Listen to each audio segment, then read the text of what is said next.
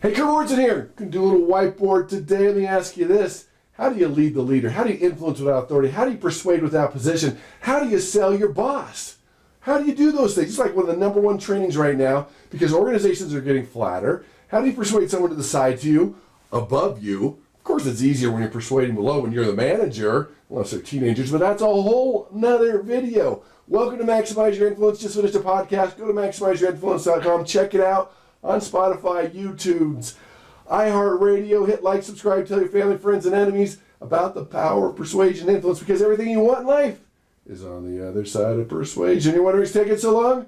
Probably influence. If you're not making it up in sales, hello, persuasion skills. But let's talk about some of these skills. How do you lead the leader? How do you influence without authority? Now we need to talk about some definitions here. There's the authority. That's when you have the title or the position, you're the boss, you're the leader, you're in charge. That's easier form of persuasion. Do it or you're fired. Not that I recommend it, but some people do that. They have that force, that authority on the boss. You have to do it or else. And that's not the best persuasion because there's short-term compliance and long-term resentment and rebellion. And I'm not going to talk about what they've caught people doing to their boss's coffee that force them, that make them do things that they don't want to do. Then there's power. We're going to be talking about power. Power increases your ability to persuade and influence. Not the authority power. I'm talking about regular old power, and I'm going to be talking about that today. But let me talk about some things. We can spend all day on this, but let me just give you a few tools to lead the leader, to sell your boss, to persuade when you don't have the position. Do a little whiteboarding here with that, and we'll talk about it. We'll do a nice big for you. Number one is you have to help them persuade themselves. All right, does that make sense? Your job is to plant the seed, help them persuade themselves. Make them feel that it's their idea. That's the power of this. Great persuaders help people persuade themselves, because the moment somebody senses you're going to try to persuade them, even though they need it, want it, like it, and can afford it, they're going to resist you. So plant the seed. And a couple ways you can do that. Ask for their advice. Hey, what's your opinion, your advice? What do you think? What would you do? You're the expert. This is your department. Get them talking, lead them down the path through good questions, and they're going to come up with the same idea you have, or maybe even better, but you've persuaded them. They don't feel persuaded. They feel it's their idea. That's power persuasion. It's easier, too, to just kind of plant the seed, because getting forcing people, it's going to backfire on you, and strange things are going to happen. Another thing you can do, too, when you're dealing with the boss or someone with that red personality, they're the decision maker, give them options. Options is a power tool in persuasion because they feel like they're choosing. And here's the secret. Let them choose. Because if they don't choose, they'll resist you. Like the elderly lady, doctor says, take your medication with your breakfast. Wouldn't do it. All the kids try to persuade them, no. We finally had to take her to another doctor. This doctor's all, have this medication, want to take you with your breakfast or dinner? She's like, dinner? Hello, they don't care. Teenagers, you want to take out the trash? Or do the dishes? They're choosing something. Just make sure they all win for you. You don't care what they choose. Breakfast, dinner, dishes, trash. Let them choose something. That changes the game. And another thing with options, no more than 2, 3 at the most. Otherwise their brains explode. Here are the 77 mutual funds that fit your needs. After smelling, 3, 4 perfumes, you can not know what you just smelled. It's just how the brain works. That's why 401ks don't get filled out when employees are hired. Too many options. So 2 to 3 options, preferably 2. They all win for you. They feel like they're choosing. You just persuaded the persuader. You just influenced without authority.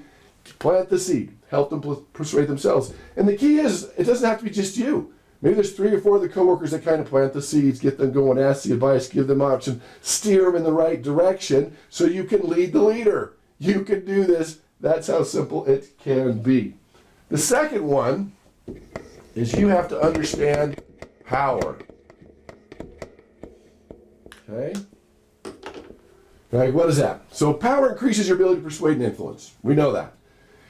Police officers' uniform, lawyers' knowledge, all these things are form of power. So I'm not talking about authority power. Here's the key. Too many people, when they influence up, they feel powerless, they act powerless, they are powerless. Of course they're not persuasive.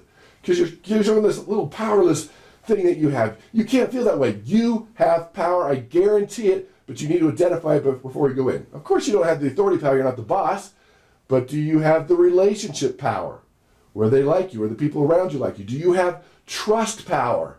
You're the expert. You know more about what you're talking about than 99% of the people in your company or wherever you're at. You have knowledge power. You're the expert. Act like it, not in an arrogant way. You know what I'm talking about. Passion's a form of power. Charisma's a form of power. Esteem is even a form of power. When you help people feel better about themselves, it's one of the 12 laws of persuasion and maximum influence. Check it out. Hey, if you want a free copy, pick up a little shipping and handling, go to maximizeyourinfluence.com and check it out. Or you can pick up the free book, the new edition of Maximum Influence. Again, pick up a little shipping and handling, take your persuasion IQ assessment. That will help you out. There's my plug. So, power, other forms of power, esteem. When you boost someone's self-esteem, and I say it was one of the 12 laws of persuasion and maximum influence, it opens the doors for influence. So there's reciprocity power, something that you can exchange. All these other forms of power you don't even think about. There's a long list of power. It could be the relationships you have in the company, your network. It could be something that they need that you can give them with an exchange. Other forms of power. Main lesson here, do not feel powerless. Because when you do, you act powerless, you are powerless. The next one is you're asking yourself, why is there resistance? Why is there resistance? Why? It's a no-brainer. Why don't they do it? I mean, you've done that before. You got to a quick meeting, 5 minutes, no-brainer. An hour later, all you got was resistance. You have to ask, what's causing that resistance? I'll give you a long list here, but let me give you a few that you want to take a look at, especially when you influence up. The first one I would take a look at is known as Imposter Syndrome. Imposter Syndrome. This affects males and females the same. About 75% feel like they have Imposter Syndrome. Now, females will admit it more than the guys do. We get that.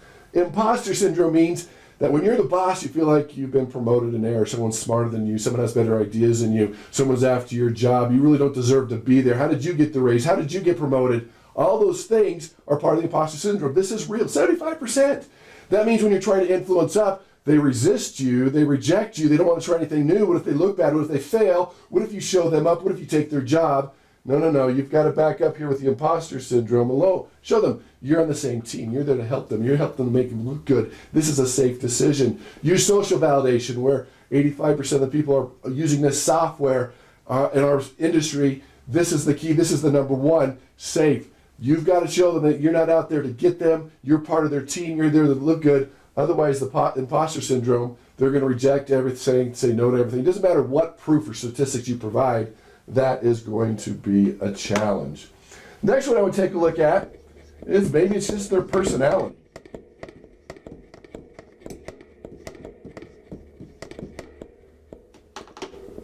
Right? Their personality. That's something to think about. It's their personality. They're red, they're assertive. They're the decision maker. Remember we talked about options and advice. Those are some things.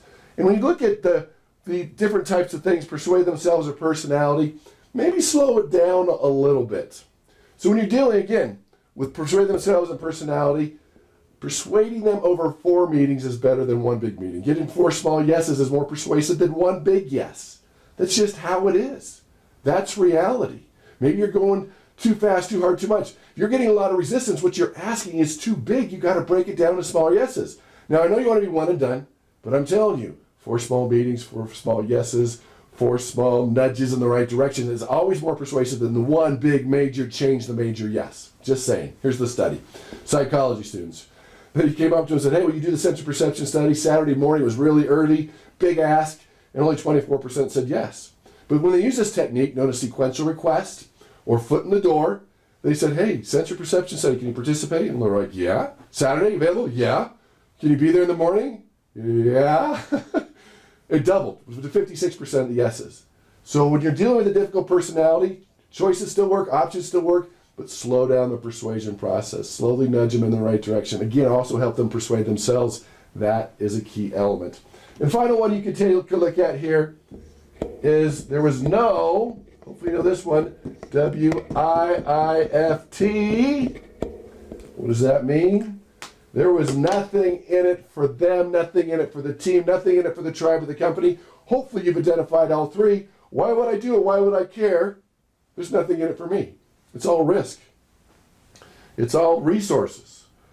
So usually you came in and you vomited the 17 reasons they should do it, and you gave them a couple reasons to do it, and there was nothing in it for them, no reason to care. It was all about you and what you thought, your department, whatever it is. You got to get in their shoes and you got to identify it to them. Just like if you went to the IT department and everyone knows we need new software, we have to upgrade the software, we're losing money, and you get resistance. Well, there's nothing in it for them. What does it mean to upgrade software? To most people, like, you hit the button on your home computer, done, done, and done. To an IT professional, you know what that means? Longer hours, putting a lot of strain on the team, take a lot of budget, conflicts, people yelling, more training, people upset we changed it. All these things happen, and that's what you're asking them to do. Hey, can you spend more time and more hours and get people to yell at you and do more training, and it's going to stretch your team and take more money. Can you do that for us? No, what's in it for them? Maybe there's long-term stability. The company will be stronger, better stock options. Maybe when it's all said and done, they're going to be the hero. They'll be able to work on their pet project, whatever it is.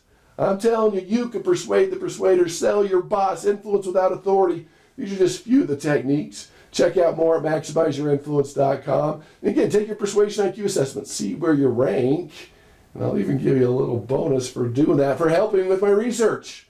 I'm telling you, everything you want in life's on the other side of persuasion.